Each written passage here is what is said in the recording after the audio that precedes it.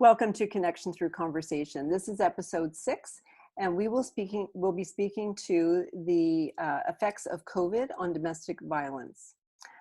We have John DeFreitas, who is going to be speaking first, and just sharing his experience on how COVID and the chaos of COVID, I guess, has been triggering some of his past trauma and bringing it up to the surface and how he's managing that, as well as some other thoughts about just domestic violence in general and how COVID is impacting the community. Good morning, John. Good morning, Diana. Thanks again for hosting this time here today. My pleasure. So as you mentioned, and I've done a video already on some of my own personal experiences around domestic violence. Basically, I was a victim of domestic violence for the first 17 years of my life in my home. My father was the individual who basically caused a lot of suffering in our home. And so my mother and my sister, the one sister at the time, and I were essentially victimized through all of those years. At various levels, you know, certainly there was physical violence, there was, and in some ways even more harmful was some of the mental and emotional violence, you know, that took place.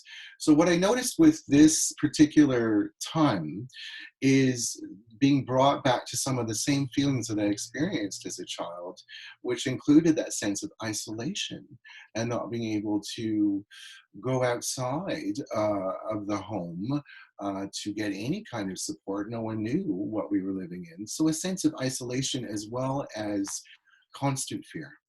Being under this, you know, cloud of constant fear, what was going to set my father off. He was chronically employed, so there's further pressures because of financial situation, and then essentially a very dark depression that led to a lot of his behaviors. Now, this permeated our home. This was the culture that we lived in, and so when I managed to leave the home and start a new life, of course, that was just the beginning of freedom and then the beginning of a long, long journey, many years now, I'm 50, so of my own personal healing through that crisis. Today, I find myself revisiting some of those very same feelings. Yes, it's 2020, but here I am. I'm feeling that sense of isolation. I'm feeling that sense of disconnection and this generalized fear and anxiety, which is hovering over me, and I feel like a lot of us as a cloud. So in that sense, it really is a concern for me. I do think about families right now who are struggling. We have, you know, had many statistics are pretty high in terms of the incidence of some form of domestic violence. So, you know, now that we're almost all compressed in this situation, it's even more relevant, I think, to think about those individuals who are much, much more vulnerable right now. And we've shared different examples of children at home now being homeschooled, women who are sort of trapped in many ways at home now with abusive spouses and so on and so on.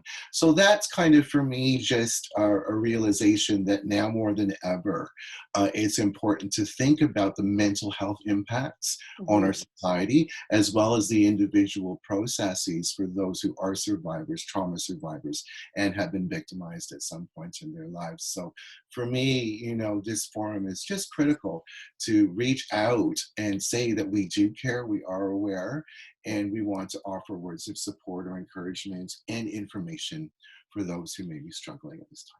Thanks, John. Yeah, we really want to make sure that people don't feel like they're alone, because I'm sure they do. You brought up some, you know, some key words for me were when you were younger, you felt isolated, you felt disconnected, you felt the fear,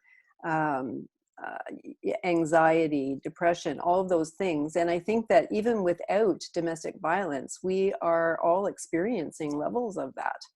And so then, you know, for someone who is in a situation where they're in an experience or in a life that encompasses domestic violence, then this is just another layer on top of that that makes it even worse. It elevates all of that trauma. So to the point that we've been talking in the other calls as well, is that this is trauma. And we want to keep reiterating that if you're feeling trauma, then you are feeling something very real, whether you're within domestic violence or not. And so just adding that on, I agree that that's just a it's a horrible situation, and that is the mandate of this call, is to find out how we can support others and to get those resources out there. So thanks, John. Thank you. Scott, how are you today? I'm well. How are you? Good. I wanted to ask John another question, but I'll ask you instead. How do you feel? What are you seeing in John? Are you seeing that he's managing these triggers? And if so, how is he doing it? I know he is, but how are you seeing him doing that as his partner? And how are you supporting him with that? Well, John is very self-aware. And he became aware of his triggers almost as soon as they started manifesting. And we had a lot of those conversations ourselves where he was, fearful financially. He was fearful about what the future holds, where things are going. I think for people who've experienced immense trauma, having a plan always makes them feel better. Mm-hmm. Again, using that phrase, unprecedented times, it's really hard to come up with a plan B, C, and D because things are changing constantly. Yes. In terms of John, he's been very smart in that, he's been reaching out. He's been connecting with people. He's been sharing, and he's been sharing his feelings. I'm loving those conversations. Yeah, me too. Yes. And of course, yesterday I think John and I had maybe 20 minutes of actual conversation because he was on his phone all day. He was connecting with his friends and his family, and actual phone calls and social media. And he's finding ways to build his tribe and make that connection. And also, in reaching out, he's also supporting people through their process. So yeah, I think John's been coping in amazing ways. He's a rock star. Mm. And so what are you experiencing as far as being aware of domestic violence within COVID? Being aware of what's happening out there. Are you feeling like there is that awareness out there that you're receiving, like through social media or the news? Well, I think so. I think we're in, again, unprecedented times, and I will not use that phrase again this call. But people are in a pressure cooker situation now. Like none of us, we're all having moments where we're not our best selves. We're isolated at home. We're not connecting with people. There's that financial worry, the worry about the future. There's worry about our health and the health of people around us. My mother's in a care home. I worry a lot about the kind of care she's getting, Mm-hmm. Because nobody can go and check on her. Mm-hmm. Nobody can connect with her. These are the worries that we're dealing with on top of, the COVID crisis and all the other stressors in our lives. So I think for a lot of people, it's finding ways to cope with that kind of stress. And it's a new stress. I don't have to worry about going into work today. So there's some stress off, but at the same time, I don't have to worry about going into work today. Right. Yes. In terms of domestic violence, we all know that any kind of stressors just increase the risk factors for things like that. I was just made aware, and of course, Mandy's going to be much better at speaking to this than I am, of government programs and places to go. But I think the most important thing for anyone, if you're feeling unsafe or if you're feeling particularly stressed out or you're just not coping, is reach out. Mm-hmm. Talk to someone, talk to a friend, talk to a family member. There's all kinds of online counseling available. Reach out. I agree. Thanks, Scott. It was brought to my attention by a friend who just simply mentioned it, that along with everything else, then there's also this domestic violence issue that we need to be aware of. And I thought, how could I have not thought of that?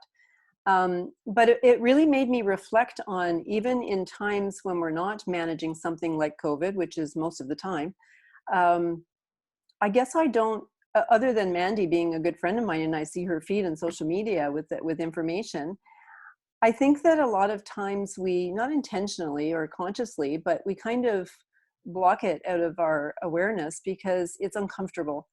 And it's not something that we maybe, it's not that we're bad people, but we maybe don't know how to change it or make a difference within it.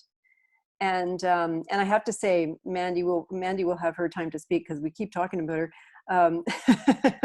But she has made me more aware of that, just because I know her and I do see information that comes in through her feed on social media, and we've had conversations. But I think it is something that we're uncomfortable with in general, like without having a crisis going on. And now it's even more prevalent. And so I feel like that whole sort of ethical, moral responsibility that I talk about a lot as human beings, that we, you know, I want to know how I, as an individual in society, can make a difference within my community, within what's going on, and especially during this time. Mhm. Donna, good morning. Morning. How are you? How are you? I'm good. I'm good. Good, good. I know that you have some views about domestic violence. Yeah, I haven't personally experienced domestic violence, but what I've experienced in the past week is sort of a roller coaster of emotions. I just feel like everyone's in a state of grief right now, and on different levels. And Mm-hmm. and then if you're in a domestic violence situation as well, it's even more magnified. I've had a personal experience this week with a friend who has her relationship is ending because of COVID-19. Wow. Because, you know, the fracture of the relationship was obviously there, but, you know, didn't want to face it or just push it away. And now that they're back, they're both in the same environment for 2 weeks or 3 weeks, however long it's been. You can't avoid it. You're there. So they're separating, which is even more difficult now because of isolation. Yes, of course. So she phoned the health unit, and so she reached out, phoned the health unit, and so she's going to her son's house, and she has to stay isolated for 2 weeks away from the family. And but it's just, I just realized that, you know, everyone is going through such emotional ups and downs, and yeah, it's I'm compassionate and empathetic to these people. Traumatic wise, like from my past trauma, I feel like the past 15 years have really has brought me to this point in time where actually I can help people now. Yes. So my spiritual practices is actually helping me right now, and I'm having people reach out to me. Someone else that through my work environment who is really finding this stressful with the work environment, how it's stopped, nothing's the same, you know, you're just trying. So I guess that's my experiences. I think we need to realize that everyone's in a state of grief as well. So I mean, they are. Put that on top of living with violence as well. It would be detrimental. Yeah. So, I mean, you made me think about, again, what we talked about before, which is, in some ways people are saying this is like not normal, or it's the new normal, or, you know, how can we be going through this? But in some ways, the way what we're feeling and experiencing, it's sort of forcing us into experiencing and feeling real emotions and real things that we really need to address and work through. Right. Which is like something like your friend with the divorce. I mean, she may have hung on to that marriage for a long time and been unhappy because she didn't want to manage it. But the COVID trauma is sort of pushing her forward towards something that she needs to do. Right. Right. And all of these emotions, of course, are most of them are not very comfortable, or you know, they don't feel good. But it's sort of forcing us to feel all these normal things. Right. Right. So, you know, maybe that's a good thing. Maybe we're all learning because how to we do that a can little better. With the busyness of life, you can all, you know, you can put it aside. Well, we don't have that anymore. No, we don't have that distraction. Yeah. Sometimes I wake up in the morning and I think, is this really happening? It's so surreal for me. You know? Yeah. Thanks, Donna. Okay. Hi, Angela. Hi there. Just, we talked a little bit before we started the call about the children. Can you speak a little bit to that? Well, yes, when we talk about the domestic violence, we are talking most often about women that are in abusive relationships. But Mhm. like, what about children that are also home from school every day? And, for them, going to school is a safe place. It could also provide a healthy meal for them. And so to me, everyone is affected really with the domestic violence in a household. And it's just, I was saying earlier too that there isn't a lot of information out there. I was also going on and looking at some articles, and that's what they keep saying, is that there isn't a lot of information out there. Now, I don't know, is it because we're all isolated? We haven't got the people able to come to the shelters. We're not getting the information, the statistics. I'm not sure, but I definitely know that I have been woken up with this. And this has actually brought, I think about it every day, actually, about the women. And I thank God, like how, fortunate I am to be in a healthy relationship. And I don't have that past experience or any, Mhm. domestic violence in my relationship. And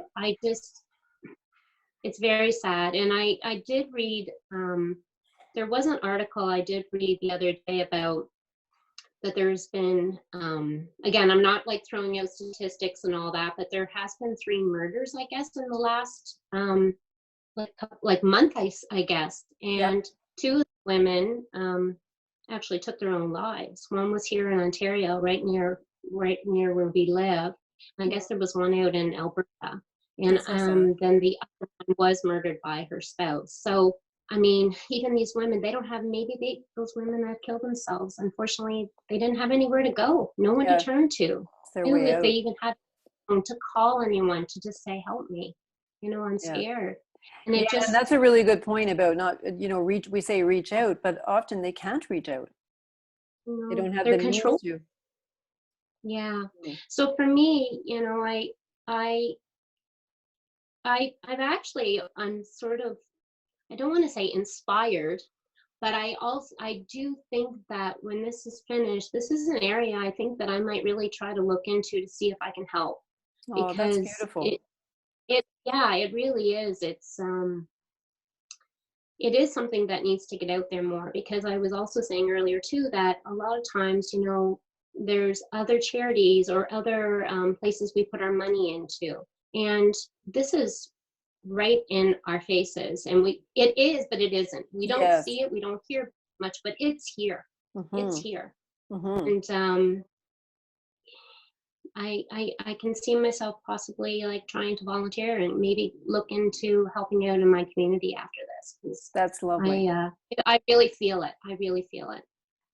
Well, maybe it's an area that Daring to Share can support as well. So we can, because it is about mental and physical wellness. It's right in line with our mandate of supporting people in that way. So yeah, I love that you want to do that. Well, You're and all again, about the family and the children, honey. well, the whole point too is that our homes are supposed to be the safe place for us to be during this COVID, and for many Yes. people, it's not a place. Yes, exactly. It's not. It's terrifying. Mhm. Terrifying. It is terrifying. Thanks, Ange. You're welcome. Good morning, Shri. Good morning. How are you this morning? I'm doing pretty good, thank you. Good. I know because of your story and your chapter that you've actually suffered through and managed domestic violence. And so you might be, I don't want to compare you to John, but there might be a connection there, a similar feeling of being triggered at times. Yeah, absolutely. I'm able to bring 2 perspectives to the conversation, because I am a survivor of child abuse and domestic violence, and I am also a youth and family counselor. So I've been working in the field for almost 20 years now. My story does mirror John's, and when I hear people talk about their stories, or I feel their stories, that's when I get triggered. That's when I feel my own kind of story or my memories of childhood pain. Mm-hmm. I had a a stepfather who physically and mentally abused me as a child. I had an adopted father who physically abused me as a teenager. And so I can really, really empathize and appreciate how difficult this time must be for people who are isolated in their homes. Because as a child, for me, going to school really was like a break from the chaos. It was the safe place. And in the summertime, when we would be on break, I was so grateful that my stepdad would be going to work for 8 hours, because I had 8 hours of freedom, you know, until he came back home. I honestly can't imagine being trapped with him under all of these circumstances for 8 hours a day, 7 days a week. So my heart just aches and goes out to people who are in this circumstance right now. Yes. As from a youth and family counselor perspective, I appreciate how difficult it is for people who are, I guess we define as victims in these cases, the women, the men, the children who are being abused, who are being controlled. And the biggest challenge has always been that the abuser typically puts all of these different practices in place to control their victim as much as possible.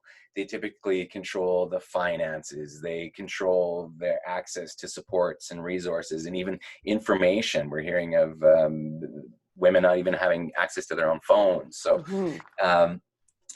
I think the biggest thing that I can bring in this moment, or that's coming to me in this moment, is anytime a victim finally gets the courage, the strength to reach out, they need to know with certainty that that reach out's not going to have a backlash, that it's not going to make it worse for them. They need to know that if they were to reach out to a support, that they can actually safely be removed from the circumstances of the home that they're in, and that they're not going to have to go back, because they know if for any reason, if I have to go back and my abuser now knows that I have betrayed them, or, you know, that's going to make it even worse. And so I think the fear of being caught trying to reach out, or the fear of somehow my abuser is going to find out, is often the biggest deterrent for them to reach out. And I'm so excited that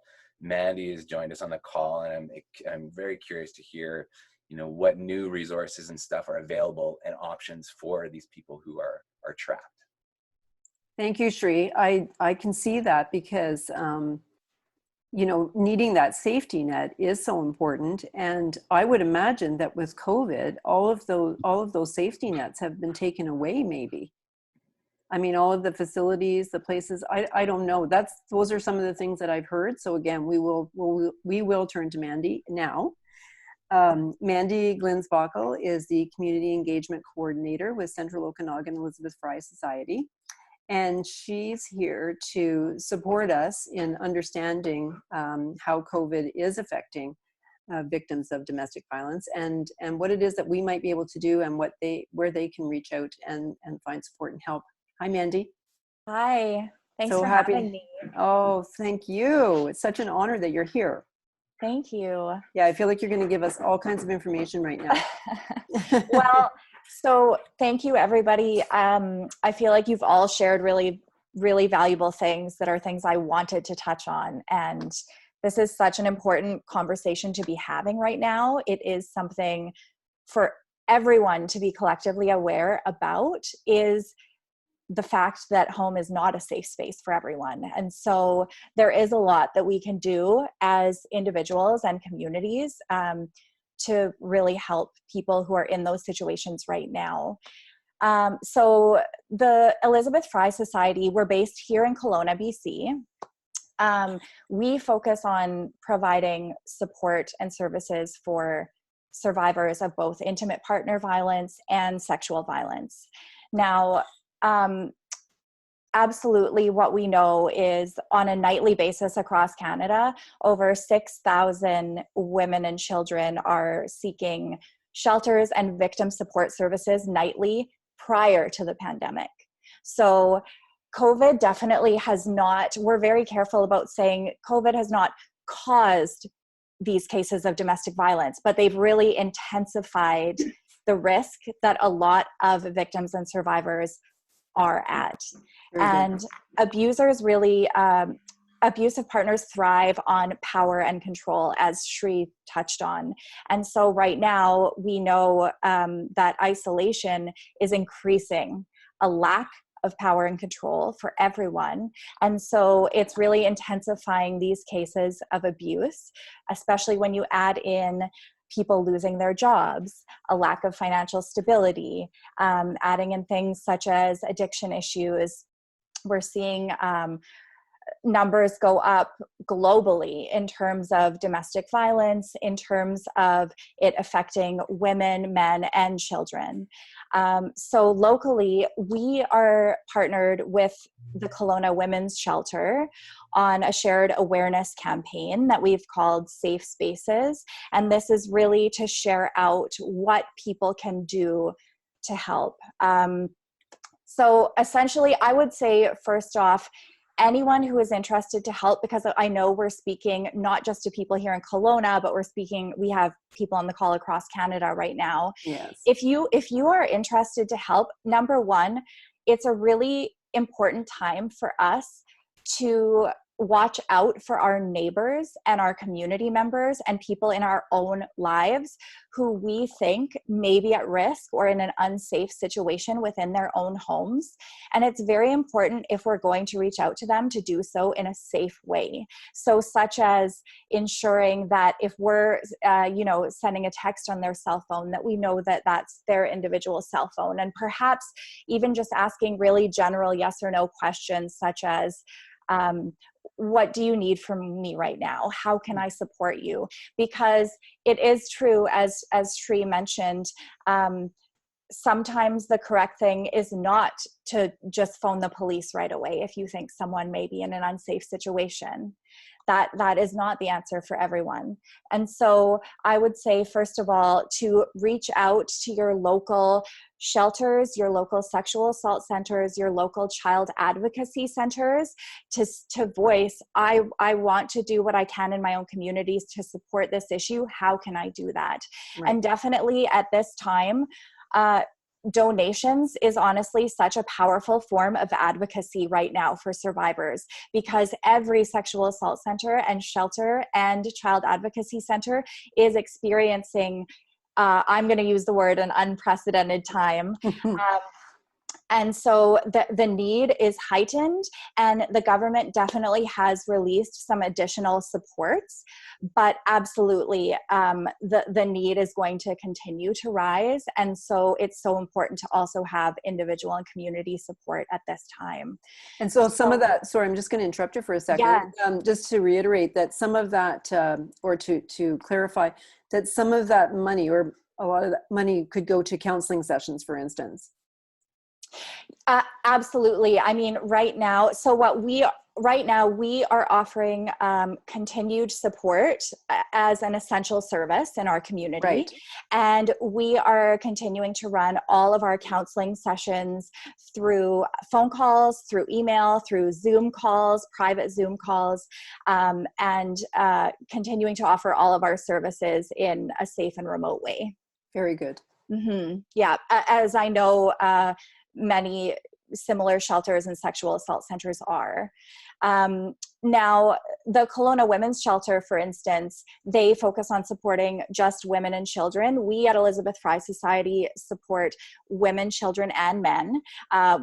We're absolutely inclusive and open to helping all survivors of violence. But, it's important to recognize that not everyone who is unsafe at home wants to actually leave that home and seek going to a shelter. And it's really important to know that you can reach out for help and support within your home, and that you don't have to always leave. So it's really important to know that survivors can access support by calling their local shelters and their local sexual assault centers, and just asking for that emotional support and safety planning within the home, that it's not always a case of needing to leave the home in the moment. Right, and that may not even be possible, and it may escalate the Absolutely. situation at home. So that's Yeah. a very, very good point. And every case is so individual. And so there really is no one size fits all so No. far as support. And that's why it is so important to get a hold of your local support centers. And there are so many additional crisis lines that have been opened up right now. One thing I'll also share is the Canadian Women's Foundation just released a global signal to make on a video call if you do need help. And that is actually just to hold your hand up on the call, Wow. close your thumb, and do this. Oh, that's amazing. Yeah, absolutely. And so, because definitely if you are in an unsafe situation at home, we all know you may not be able to verbalize that over a video call to Right. someone. Right. And so making that signal really just opens the door for someone to be able to support you in the way of either reaching out to you confidentially and asking, what kind of support do you need? Would you like me to contact a shelter or a support center on your behalf? What would you like me to do? And then kind of go from there. And anyone can call in to your local support services and just ask, here's the situation. I think a friend of mine might be at risk. What should I do? Because they will have so much additional information to share. And right now is a time that we all should be talking about this. Yes, absolutely. Mm-hmm. Yeah, I mean, obviously, depending on the experts in the field and knowing, and they know what needs to happen, and because that's one thing that we don't want to do is escalate a situation or do something that would be the wrong thing to do and put them in a more compromised situation. Yes, for sure. So yeah. at the end of when I post this tomorrow, if you're able to, if you have time to send me some links or places that people can go to or call, then I could add that to the post. Definitely. That would be really helpful and supportive. Yeah, absolutely. When you were talking, I was thinking, with the hand signal, I think that we've talked about this in past calls too, with businesses and how they're being so creative in being able to keep themselves going and keep supporting the community. And obviously that is a really good example, using technology and using those kinds of creative means to reach out and get support. That's incredible. A lot of creative, smart people in the world. Definitely. And I will touch on, Shri had brought up the fact that a lot of people right now, tied to that power and control, women and victims of domestic abuse are having, say, their laptops taken away or their phones taken away, and being cut off from being able to access those services, which absolutely has increased this need everywhere. So our team, and I know many other teams, are doing what they can to get donations of cell phones and get those cell phones into the hands of survivors who really need them. I also know that there are a lot of shelters who are at capacity right now who are full, and we have heard some really incredible stories and experienced them firsthand of businesses and hotels reaching out confidentially and being able to arrange to get those at a high risk into safe spaces throughout this pandemic. That's incredible. Absolutely. And so it's so important to obviously to keep the details of all of those things confidential, but know that there are community members and businesses and partners rallying. And if you are a business or a hotel manager and have the ability to help in that way, again, it's so important to just reach out to your local shelter or your local sexual assault center and just say, I have help that I can offer. What's the most valuable place for that help to go? That is so amazing. Like, I think that too, if people are listening to this call and they know someone who's in the hotel industry, and even to go and suggest or let them know that this is happening, because often, again, they don't know that they can do something like that or support in that way. And people want to help. So even just planting that idea in their heads might encourage them to do that. Definitely. That's great, Mandy. Thank you so much. Is there anything else you'd like to add?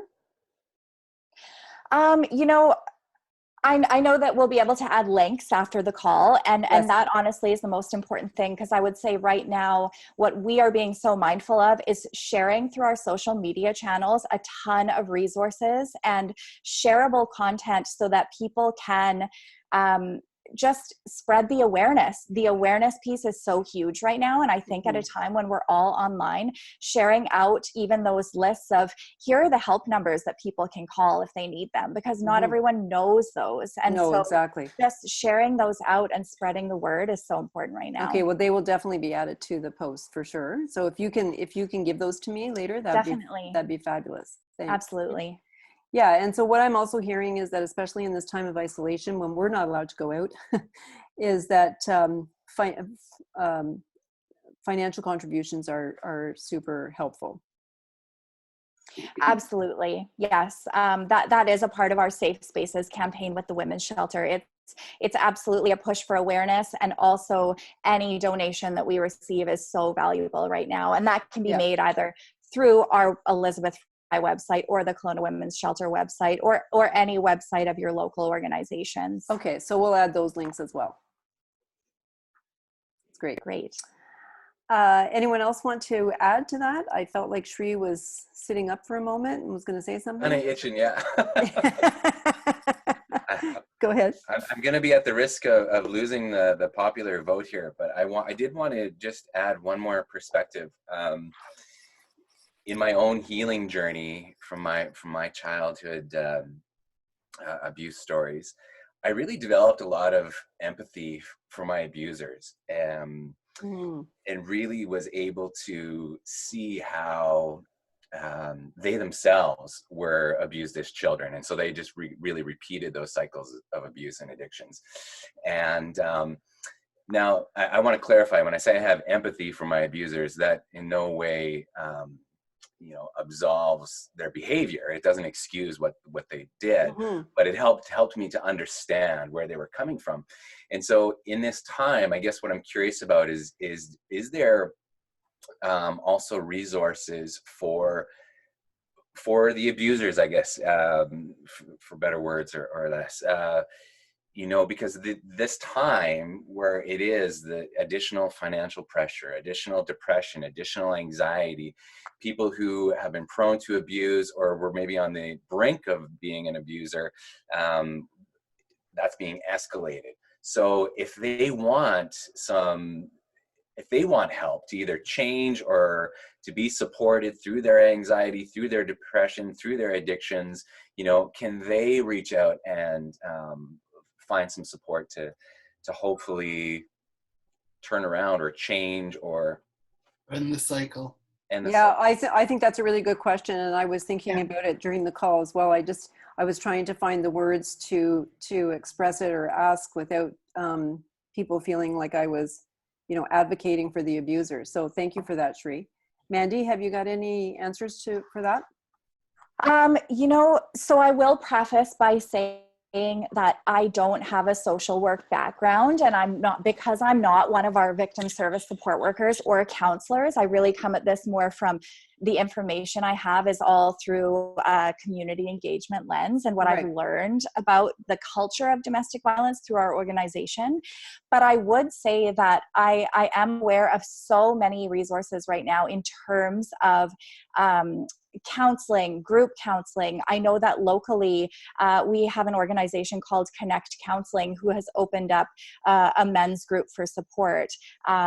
There's a lot of individual resources being offered right now. And so I would definitely say that anyone who feels that they need that support right now would definitely be encouraged to call in and share that. And we are also a partner working with the ministry, the RCMP, the Child Advocacy Center here. A lot of these organizations and entities are really connected. Yes. And so absolutely, I would say if someone were to call in to any of those places and express, I need some individual support either through trauma therapy or individualized counseling, that they would be led to the best place for them to be to directed. Yeah. Okay. Mm-hmm. That's great. Yeah. So there's also the point, of that it's not always women that are abused either. Absolutely. It's men as well.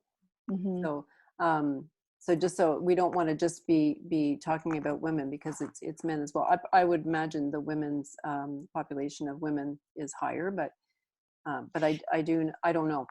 Yeah, because the percentage of women is a lot higher, it often is what is very focused on in terms of the media, in Yes. terms of the just the way that we're talking about this in general. But absolutely, it is an important part of the conversation, because we have men coming to access our services all the time. And that is a crucial part of the conversation, that no one is left out of this, because there is a stigma around that. And I can see that for sure. It's critical for men to know that they can call into us and receive the same level of support that a woman or a child would. Good. Yeah, I Very would good. imagine the statistics are low on men coming in. You know, it's out there, but it's probably a lot higher than, you know, statistically out there, because like you said, they don't imagine that get underreported too. Yeah, that's the thing with in the human service field, statistics are so inaccurate because most domestic violence actually does not get reported. So on a global scale or on a provincial scale or a federal scale, we really have no idea how severe this issue really is. Right. It's kind of like COVID cases. Yeah, it's like every case, really. Like every case, really. Yeah. Absolutely. We actually know that the one stat I know that I can think of is that it's less than 10% across Canada of sexual assaults that are even reported, less than 10%. And then from there, the numbers, of course, of convictions and whatnot are extremely much lower. And so, yes, it is true. The statistics we have are only based on the people who do seek help. And we have a lot of people coming in to seek help, you know, as 50 and 60-year-old adults who are coming in to seek support for incidents that happened to them as children. And so it's trauma that, coming that back long-term up. trauma therapy. Yeah. Wow. Well, we could talk about this all day. Thank you so much, Mandy, for coming. Thank you. You've been a wealth of information. We're going to put that up on the post. So thank you, all those resources. We'll close the call, and we will be back next Monday with the posting of the call on Tuesday. I don't have the what we're going to be talking about, the topic yet, because we haven't talked about that, but we will get it, and we'll all be back next week. So thank you all very much for joining, and we will be back and see you next Tuesday. Bye for now. Awesome.